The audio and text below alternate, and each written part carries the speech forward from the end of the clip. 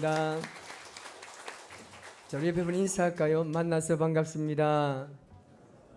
자, 이제 앞뒤 좌우로 다 보시면서 당신은 주님의 아름다움입니다.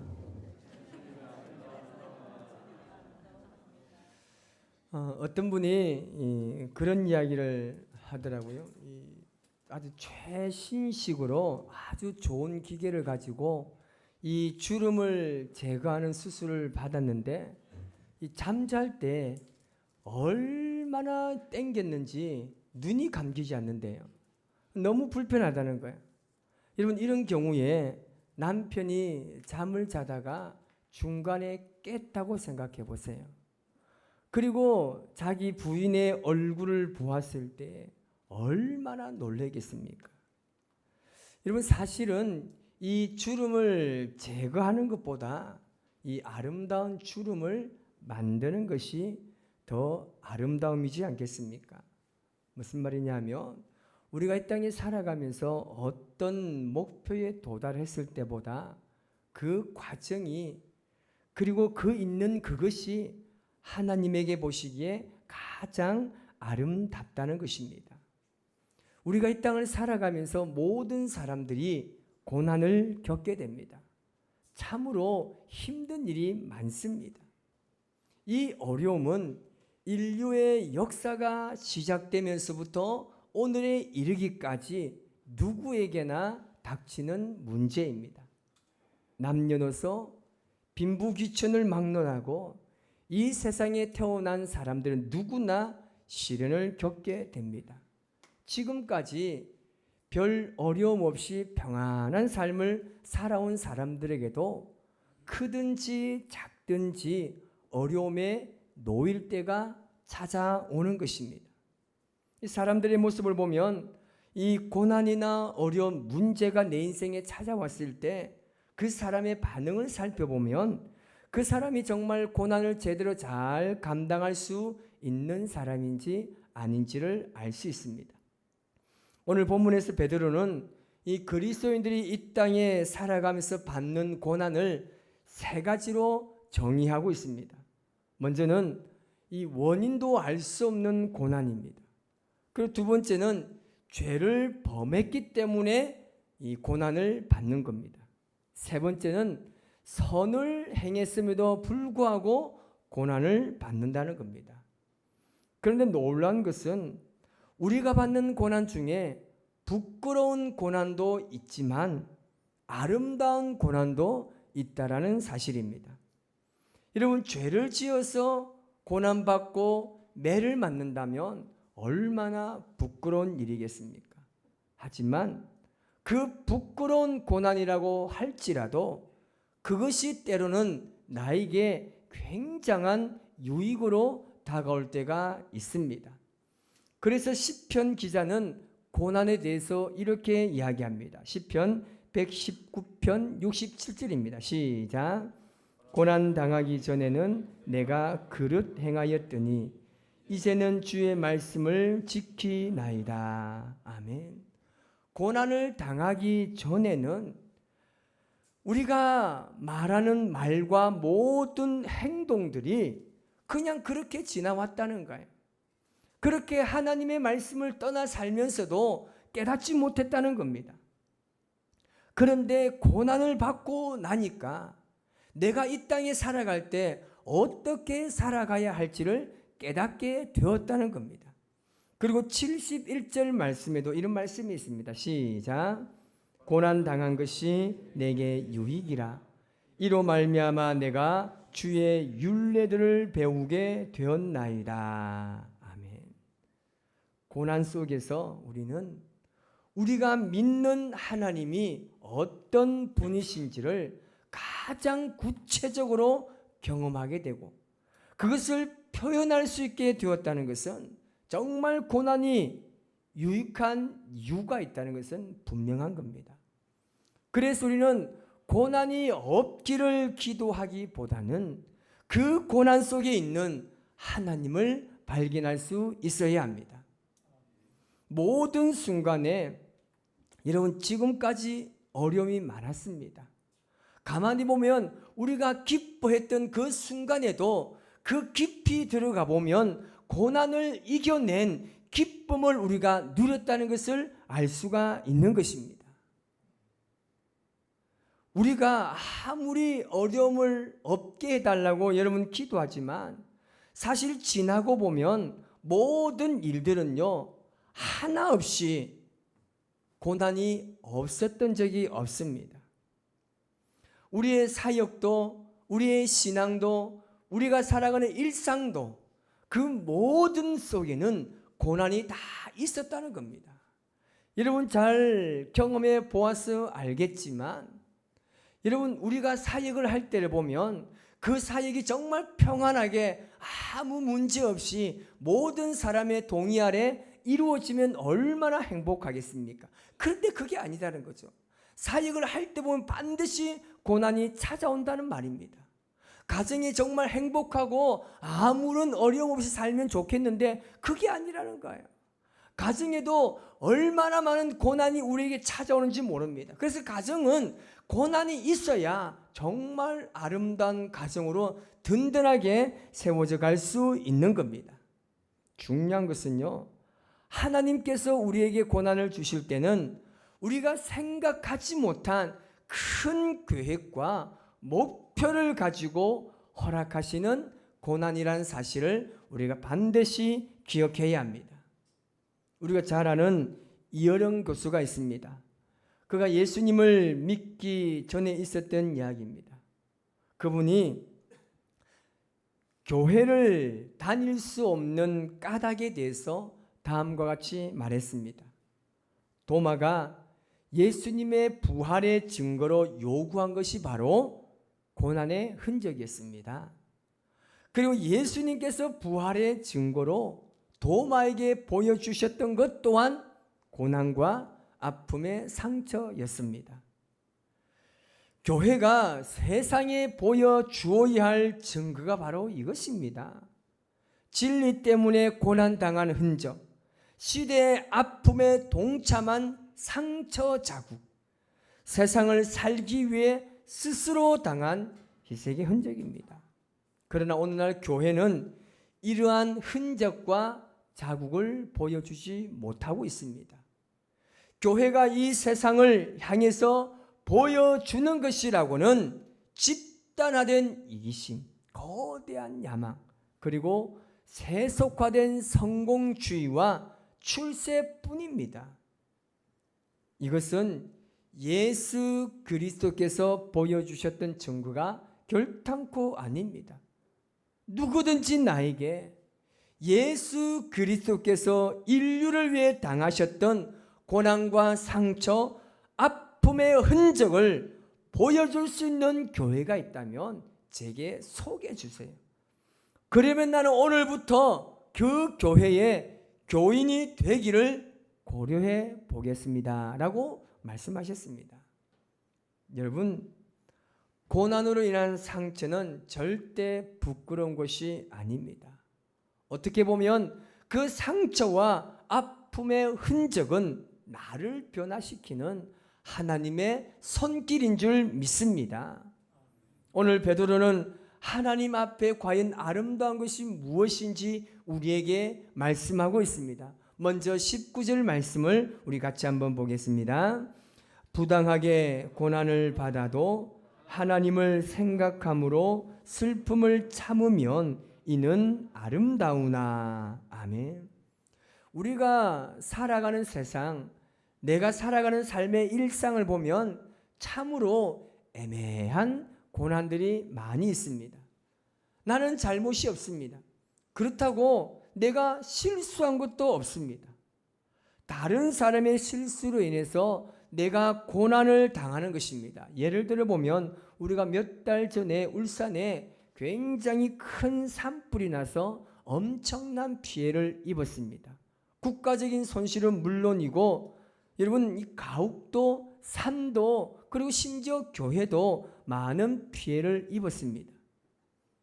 그런데 그 사건이 내게 과연 어떤 잘못이 있습니까?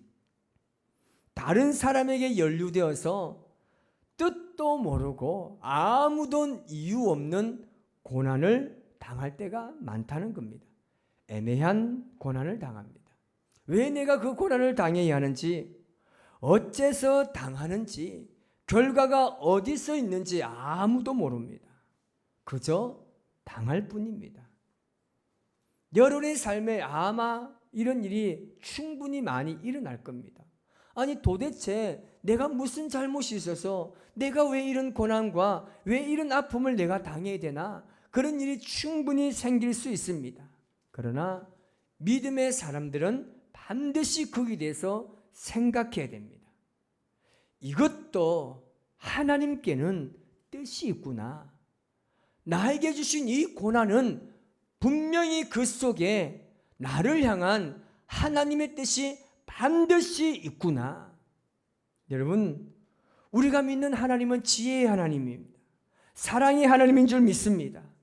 그래서 오늘 본문에서 말하기를 부당하게 고난을 당할 때 하나님을 생각하고 슬픔을 참으면 그 고난은 아름답다고 말씀하고 있습니다.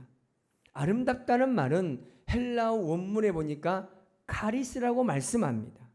은혜롭다는 말입니다. 여러분, 은혜롭다는 말이 무엇입니까? 설교하는 이 목사가 듣기에 가장 좋은 말은, 목사님 오늘 설교에 굉장히 많은 은혜를 받았습니다. 오늘 굉장히 은혜로운 시간이었습니다 라는 말입니다. 그 말을 듣는 저는 어떻게 하겠습니까? 아닙니다. 성도님의 마음의 문이 열려서 오늘 하나님께서 은혜를 주신 것입니다 라고 말하면서도 저는 사실 굉장히 기분이 좋아요. 저도 모르게 어깨가 우쭐해지곤 합니다. 그런데 시간이 조금 흐른 후에 교인들이 은혜롭다라고 하는 설교의 내용은 자신들이 듣기에 큰 부담이 없었거나 자신을 칭찬해주는 설교를 들었을 때, 그리고 재밌는 말로 이야기로 웃음을 주었을 때 은혜롭다고 말하는 것임을 알았습니다. 여러분, 정말 은혜로운 설교가 무엇인지 아십니까? 여러분에게 은혜가 되는 설교는요, 마음에 숨겨져 있는 죄를 지적하는 겁니다. 그 죄를 회개하게 하고 동시에 지금까지 몰랐던 하나님의 사랑을 발견함으로 내가 믿음으로 살아야 되겠구나 하는 마음이 생기게 하는 것이 정말 은혜스러운 설교입니다. 그렇게 될 때에 그 은혜가 내 삶의 일순간의 은혜가 아니라 진짜 나를 살리는 은혜의 말씀이 되는 것입니다. 그리고 또 하나 아름다운 것을 20절 중반에 이렇게 말합니다. 시작. 선을 행함으로 고난을 받고 참으면 이는 하나님 앞에 아름다우니라. 아멘. 우리는 사람을 간혹 그런 생각합니다. 저 사람 정말 착해요. 너무나 선합니다. 정말 법 없이도 살 수 있는 사람이 바로 그 사람입니다. 그런데 왜 그런 사람에게 이런 아픔과 상처와 고난이 생깁니까? 참 하나님도 무심하시지. 우리가 그렇게 생각합니다. 그런데 오늘 성경 말씀에 보니까 선을 행함으로 받는 고난이 하나님의 뜻이라고 말합니다. 3장 17절에 이렇게 말합니다. 시작. 선을 행함으로 고난받는 것이 하나님의 뜻일진데 악을 행함으로 고난받는 것보다 나으니라. 아멘. 여러분, 이 고난은 특별한 하나님의 뜻이 있다는 의미입니다. 다시 말하면 선을 행했음에도 불구하고 고난이 내 인생에 찾아오면 하나님의 선하신 뜻이 거기에 반드시 있다는 겁니다. 그런데 우리가 고난을 딱 당하게 되면 가장 먼저 우리는 불평을 하게 되죠. 왜 나에게 이렇게 왔을까 깊이 묵상하고 생각하는 것이 아니라 고난 그 자체를 바라보기 때문에 때로는 하나님을 원망하게 하기도 하고 내가 왜 예수님 믿었을까 이런 생각도 하게 되는 겁니다. 여러분, 제가 서두에 말씀드렸다시피 고난은 누구에게도 찾아올 수 있습니다. 죄를 범한 사람에게만 찾아오는 것이 아니라 선을 행한 사람에게 반드시 고난은 찾아옵니다. 여러분, 사람은 고난을 통해서 만들어진다는 말이 있습니다. 고난으로 인해서 악해지는 사람이 간혹 있지만 대부분의 사람들은 그 고난을 통해서 겸손해지고 고난을 통해서 온유한 성품의 소유자가 되는 것입니다. 고난은요, 까다로운 사람을 굉장히 부드럽게 만듭니다. 고난은 매사에 부정적인 사람을 긍정의 사람으로 변화시킵니다. 고난으로 인해서 성품의 변화가 일어나는 것입니다. 여러분, 고생을 많이 한 사람들이 인정을 많이 받습니다. 어떤 고난이 와도 인내심이 강해져서 잘 참고 견디게 되는 것입니다. 사람은 고난을 통해서 온전한 사람이 됩니다. 고난이 없이는 참된 인생이 될 수 없습니다. 뿐만 아니라 고난 없이 참된 믿음의 사람도 생기지 않습니다. 우리에게는 고난이 반드시 있어야 합니다. 그래야 그 고난을 통해서 우리의 삶이 점점점 아름다워지는 것입니다. 우리 옆에 분이 인사 한번 나눌까요? 고난이 있어야 합니다. 시작. 고난이 있어야 온전한 자리를 우리가 세워갈 수 있는 겁니다. 말씀을 정리할까 합니다. 하나님께서 베드로를 통해서 인생의 억울함을 지금 다루고 계십니다. 노예들이 이유 없이 부당한 대우를 받고 억울한 일을 당하는데도 하나님께서 뭐라고 말씀하십니까? 참으라고 말합니다. 생각하고 참으면 그 고난이 변하여 기쁨이 된다고 말씀하고 있습니다. 왜 참으라 할까요? 고난이 아프잖아요. 힘들어요. 이 상처를 도저히 해결할 수 없는 고난인데 왜 하나님은 그 고난을 참으라고 말씀하십니까? 예수님께서 그렇게 사셨습니다. 부당하게, 아무 이유 없이, 아무 잘못도 없음에도 불구하고 예수님은 고난을 당하셨습니다. 다윗도, 베드로도, 바울도 그렇게 살아왔습니다. 억울하고 부당함에도 불구하고 참고 견딤을 통해서 아름다운 신앙의 모습을 우리에게 보여주고 있습니다. 그렇게 사는 것이 하나님 보시기에 아름다운 겁니다. 여러분, 다른 이유 없습니다. 우리가 하나님의 말씀에 따라 그렇게 살아가다 보면 왜 하나님께서 우리에게 고난을 참고 견디고 인내하라고 하셨는지에 대한 해답을 찾을 수 있습니다. 토주로 유명한 소설가인 박경리 여사는 이런 말을 했습니다. 다시 젊어지고 싶지 않다. 모진 세월을 살고 너무 편안하다. 늙어서 이렇게 편안한 것을 버리고 갈 것만 남아서 참 홀가분하다. 인생의 숱한 세월을 살아온 사람의 모습에 진정한 아름다움이 있는 것입니다. 여러분, 고난을 우리가 기쁘게 받읍시다. 우리의 삶은 하나님께서 일하십니다. 우리의 삶에 하나님의 역사가 매 순간순간 일어날 것입니다. 그 삶을 통해서 하나님께서 나를 통해 일하시는 그 은혜를 발견하시기 바랍니다. 오늘 시간 이 찬양을 주님 앞에 고백할 때 우리를 통해 반드시 역사하시는 주님을 발견하시기 바랍니다. 날이 저물어갈